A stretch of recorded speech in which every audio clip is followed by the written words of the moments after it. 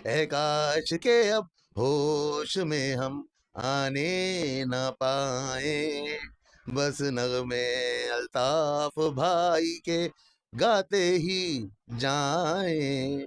बोलने वाले और सुनने वालों को अस्सलाम वालेकुम गाइस। आज हम मौजूद हैं जो किसी तारुफ के मोहताज नहीं है, एडवोकेट बाबर मिर्ज़ा। वैसे तो समाजी लिहाज से बहुत मशहूर हैं।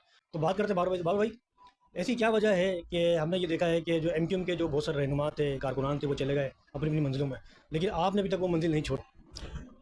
जी, सबसे पहले तो मैं शुक्रिया अदा करना चाहता हूँ। बात ये कि बात मैं हक की कर रहा हूँ, सच की कर रहा हूँ, अल्ताफ़ हुसैन भाई की कर रहा हूँ। और देखिए, अल्ताफ़ हुसैन भाई, मैं तो कहता हूँ कि अल्ताफ़ हुसैन भाई जिस तरीके से लोग आवाम कहते हैं कि ज़रूरी है, मेरा कहना ये है कि वो लाज़िम है।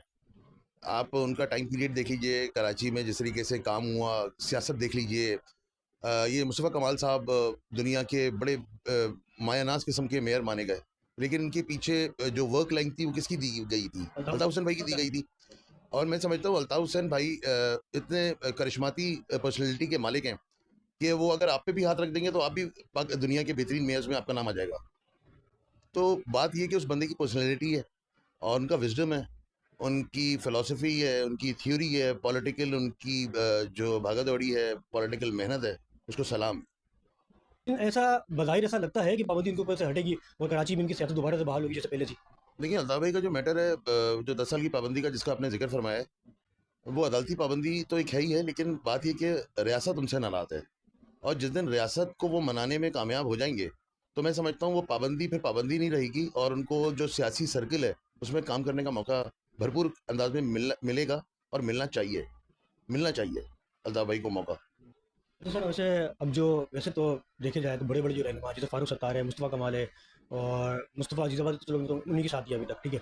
अगर मिसाल के तौर पे दोबारा से अगर कराची में इनकी सियासत बाहर होती है, पाकिस्तान में सियासत इनकी बाहर होती है अलग, तो इनका क्या होगा? इनकी दोबारा से इनको माफ़ी मिलेगी जैसे? क्योंकि अल्ताफ़ हुसैन तो उन्होंने दिल के बहुत नरम भी, सख्त भी है, नरम भी है। ये दोबारा ऐसा लगता है कि दोबारा इनको माफ़ी इनको देंगे वो? देखिए, दुश्मन से बात की जा सकती है, मुनाफ़िक से बात नहीं की जा सकती। मैं तो वो जो वक़्वा है, वो जो पाबंदी है, उससे हट के मैं तो ये कहता हूँ कि अल्ताफ़ भाई को मौका मिलना चाहिए कि वो अमली सियासत में आएँ। और मैं तो सालिसी का किरदार अदा करना चाह रहा हूँ। जैसे अभी पाकिस्तान ने सालिसी का किरदार अदा किया और पूरे दुनिया में माशाल्लाह जी। पाकिस्तान को अल्लाह पाक ने इज़्ज़त इज़्ज़त दी। बख्शी। फ़ील्ड मार्शल साहब को, वज़ीर आज़म साहब ने बड़ा इसमें एफ़र्ट है। इसी तरीके से मैं ये चाहता हूँ कि अल्ताफ़ भाई और स्टेट के बीच में अगर कोई डिस्प्यूट है, तो मैं शायद इसमें इंटरवीन करके इनकी कोई सालिसी, उनके बीच में कोई मफ़ाहिमत, कोई कॉम्प्रोमाइज़, कोई माफ़ीनामा प्रॉपर, या और जो ग्राउंड्स रियासत चाहती है, क्योंकि रियासत तो जैसे मेरी माँ है, अल्ताफ़ हुसैन की भी माँ है। जी, सर हमने वैसे ही देखा है कि मुख्तलिफ औकात में मुख्तलिफ लीडरों को सख्त ज़बान इस्तेमाल करते हैं। जैसे इमरान खान को भी देखा है, ज़ाहिर है इंसान है, हो जाता है मुख्तलिफ नाम लेते हुए। जैसे वज़ीर रहमान साहब को सरेआम डीज़ल भी कहा था। तो अभी हमने देखा कि मुस्तफ़ा कमाल साहब को, जो कि बहुत सख्त ज़बान इस्तेमाल की, जो इस्तेमाल करनी नहीं चाहिए मीडिया के अंदर, वो भी अल्ताफ़ हुसैन के लिए, ये जिनके लिए उन्होंने काम भी किया। ये मोहसिन से गद्दारी की आला मिसाल है। ये आप जिसका नमक खाते हैं, आप उसी थाल में छेद करते हैं, ये उसके मुतरादिफ है। जो आपको पहचान देता है, आप उसी को चैलेंज करके आप उसका उस्ताद बनने की कोशिश करते हैं। ये इंसान के जो गिरने की एक हद हो सकती है, ये उससे भी ज़्यादा बिलो द बेल्ट जाके जो एक किसी की सोच हो सकती है, ये उसकी अक्कासी है। आपको सियासी इख्तलाफात है अगर अल्ताफ़ हुसैन भाई से या किसी को भी, तो आप अपना मौक़िफ़ दे सकते हैं। लेकिन किसी की तज़लील जो है ना, ये मैं समझता हूँ ये खिलाफ़ शरीयत भी है, खिलाफ़ कानून भी है, खिलाफ़ असूल भी है। क्योंकि देखिए उनका जो मामला है अल्ताफ़ हुसैन भाई का, वो रियासत से है, तो लेट द रियासत डील विद हिम।